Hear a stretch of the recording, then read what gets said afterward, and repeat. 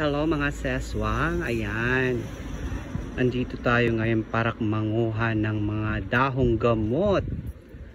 Ayan, mamimili tayo ngayon sa napakaraming mga dahong gamot dito. Dito lang to sa gilid ng bahay namin, ayan. Siya. Ayan, merong tawag dito? Ano bang tawag dito?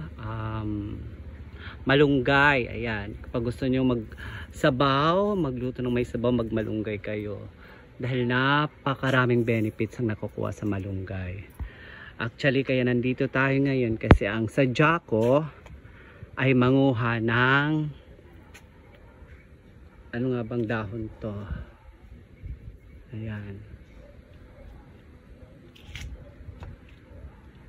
Yan. Kaya milan na ng dahon to? Sambong. Ayan, sambong. Ayan, sambong. Kukuha tayo dito ng sambong kasi ay sasakit ang mga paa ko. Gamot siya sa kahit anong sakit. Halos lahat yata ng sakit. Gamot sa UTI, sa panginginig ng katawan, sa lagnat. Napakaraming benefits ang nakukuha sa sambong. Ayan. Ayan. Ayan mga seswang. Kaya kayo dapat meron din kayong mga tanim na sambong.